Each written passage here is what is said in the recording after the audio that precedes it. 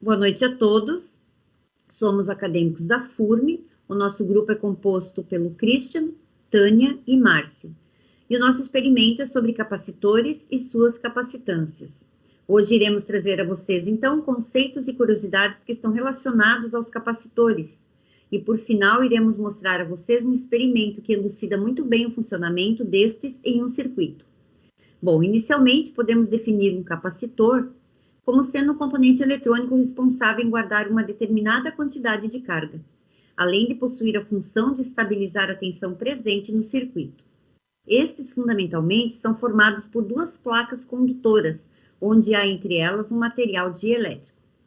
Entretanto, os capacitores podem ser apresentados de várias formas, onde que, dependendo de sua geometria e materiais que o compõem, estes terão valores de capacitâncias e funções diferentes um do outro, como, por exemplo, o capacitor eletrolítico, que é utilizado em circuitos que possuem tensão contínuas, servindo para diminuir as variações das tensões.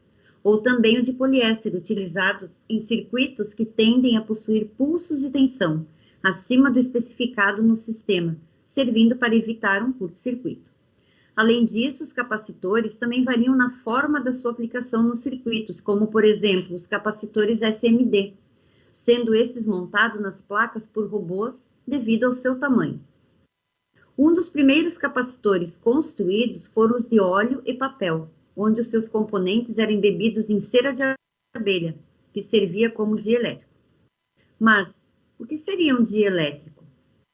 Bom, para responder e nos tirar essa dúvida, eu passo a palavra à nossa acadêmica Márcia.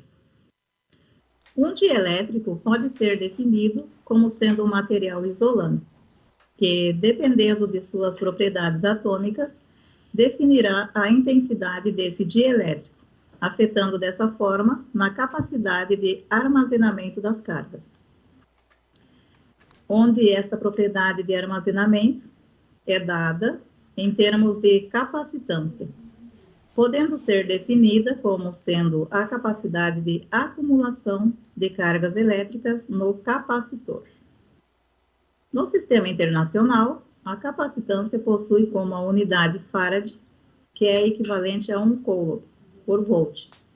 1 coulomb por volt é uma unidade muito grande de capacitância, pois 1 coulomb equivale a um valor de carga elétrica igual a 6,25 vezes 10 elevado na 18. Ou seja, em 1 volt passa essa quantidade enorme de cargas elétricas. E dessa maneira é normalmente utilizada as unidades microfarad até o picofarad. Mas como podemos compreender o funcionamento de um capacitor? Podemos compreender imaginando um jarro plástico, onde nós o preenchemos com água para servir como meio condutor para as cargas elétricas. Em seguida, nós colocamos um bastão condutor nesse recipiente e o eletrizamos. Dessa forma, transmitindo cargas positivas do bastão para a água, onde essas cargas ficam espalhadas nesse meio condutor. E posteriormente, encostamos a nossa mão nesse jarro, fornecendo cargas negativas para ele. Isso acontece por estarmos servindo como aterramento. Dessa maneira, as cargas negativas são transmitidas para o jarro. Devido à presença das cargas negativas na casca do jarro, as cargas positivas espalhadas na água são atraídas pelas cargas opostas, ficando localizadas nas extremidades desse meio condutor e não se anulando devido ao dielétrico que separam essas cargas, que seria o próprio jarro. Caso parássemos o contato do bastão e da mão no jarro, essas cargas ainda continuariam presentes nesses recipientes, ou seja, o jarro estaria guardando carga até que ocorra a descarga das mesmas. Para ficar mais fácil a visualização deste fenômeno, podemos utilizar o experimento, que consiste em eletrizar uma garrafa de Leyden, que seria um tipo de capacitor, em um gerador de Van der Graaf, em que logo, em seguida, é descarregada após o contato em uma lâmpada. Contudo, como será que podemos entender, no aspecto físico e matemático, os fenômenos que rodeiam os capacitores? Bom, para isso irei passar a palavra para o acadêmico Christian, que nos contará como funciona no aspecto físico e matemático dos capacitores. Olá, pessoal! Então, para conseguirmos compreender de uma forma mais conceitual, é necessário criar duas situações. Primeiramente, vamos imaginar um corpo condutor elétrico, em que nós queremos colocar uma carga positiva dentro deste condutor vazio. Consequentemente, por este não ter nenhuma carga dentro de si, o trabalho que iremos executar para colocarmos esta carga dentro dele será muito pequena. Contudo, caso nós queiramos colocar mais uma carga dentro deste condutor, o trabalho que teremos que fazer, ou em termos de energia, a energia que teremos que gastar será maior devido ao campo elétrico criado pela carga já presente no condutor. Dessa maneira, cada vez que nós adicionarmos uma nova carga dentro desse condutor, maior será o trabalho necessário exercido por nós para vencermos a força de repulsão do campo elétrico criado pelas cargas. Para facilitar o entendimento dessa parte inicial, podemos comparar com a situação quando nós estamos pegando um ônibus no horário de pico. Para cada pessoa que entra no ônibus, fica mais difícil para a próxima conseguir entrar dentro dele, pois a força de repulsão entre as pessoas aumenta cada vez que um novo passageiro é colocado dentro desse veículo. Mas aí vocês devem estar me perguntando, mas Christian, como a parte matemática é aplicada na situação 1? Bom, agora a gente irá analisar, vamos ver. Agora imaginem que nós temos novamente um corpo condutor, mas dentro desse corpo condutor a gente terá uma carga. E esta carga irá emitir um campo elétrico. Fora desse condutor, a gente tem uma carga teste que a gente está querendo colocar dentro desse condutor. Mas para nós conseguirmos colocar essa carga dentro dele, a gente terá que fazer um deslocamento. E para fazer o deslocamento, é necessário a gente aplicar uma força. Isso nos remete à ideia da fórmula do trabalho, ou seja, para nós conseguirmos colocar essa carga dentro do condutor, a gente terá que exercer um trabalho, a gente vai ter que efetuar um trabalho, ou gastar energia, a gente pode falar assim também. Mas a gente não irá utilizar a fórmula comum do trabalho, mas sim a fórmula do trabalho no formato de uma integral. A força e o deslocamento foram escritas na forma de um produto escalar entre vetores, pois tanto uma quanto a outra estão variando de lugar para lugar. Por isso, nós a escrevemos dessa forma. Agora que já analisamos a situação 1, vamos partir para a situação 2. Essa aqui explica o porquê o capacitor possui dois condutores com um módulo de carga igual, mas com sentidos opostos.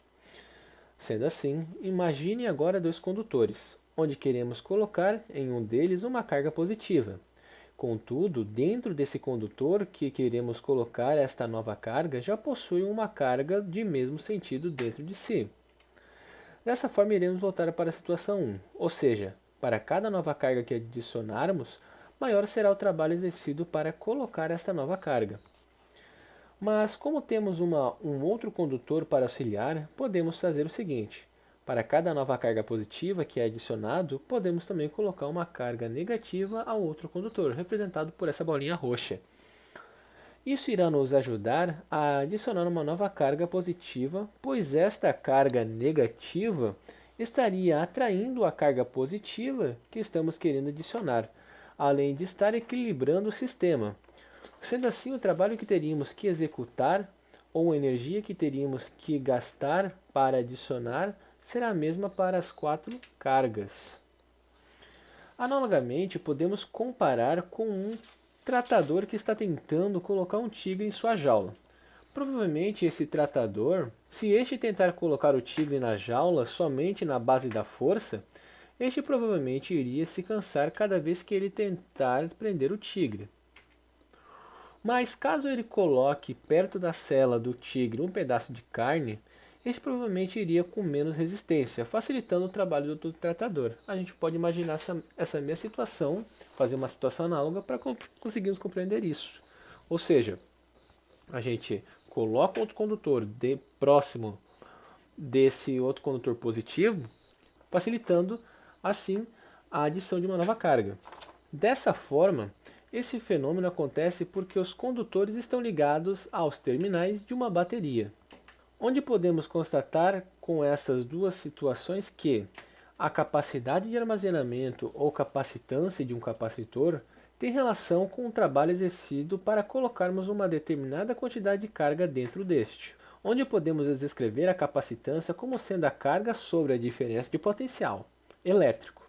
Resumindo, a gente pode compreender a diferença potencial como sendo o trabalho realizado para conseguirmos colocar esta carga dentro deste condutor. É isso que a gente pode, de uma forma simplificada, entender o que seria uma diferença de potencial.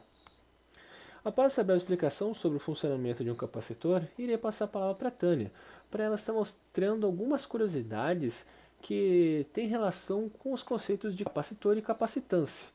E, por final, mostrar o experimento, uma demonstração do funcionamento de um capacitor em um sistema elétrico. Agora iremos apresentar algumas curiosidades que nós preparamos no nosso trabalho. A primeira, então, será sobre o capacitor de placas planas paralelas. Aqui no aspecto físico e matemático, a capacidade de armazenamento nesse capacitor de placas planas paralelas é diretamente proporcional à área das placas e inversamente proporcional à distância entre elas. Ou seja, quanto mais próximo estiverem as placas uma da outra, maior será a sua capacitância. Podemos assim, então, observar no vídeo. Já no capacitor cilíndrico, diferente das placas paralelas, a sua capacitância estará em função de seu comprimento e dos raios dos cilindros que o compõem. No aspecto físico-matemático, podemos dizer que a capacitância é diretamente proporcional ao comprimento, ou seja, quanto maior o comprimento, maior será a sua capacitância e será inversamente proporcional aos raios dos cilindros que o compõem. Sendo assim, iremos observar o funcionamento de um capacitor.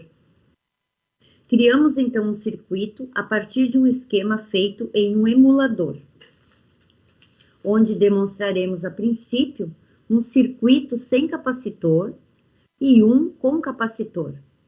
Veja que no primeiro circuito, o LED se apaga rapidamente, pois foi cortada a passagem de corrente elétrica para o LED, diferente do segundo circuito com capacitor, que ao tocarmos a chave, a corrente elétrica é transmitida ao capacitor, armazenando-o. Quando desligado a chave, a energia armazenada pelo capacitor é transmitida para o LED, permitindo então que ele fique aceso por mais tempo. E este, então, seria o nosso experimento. Espero que vocês tenham gostado. Obrigada pela atenção de todos e até a próxima.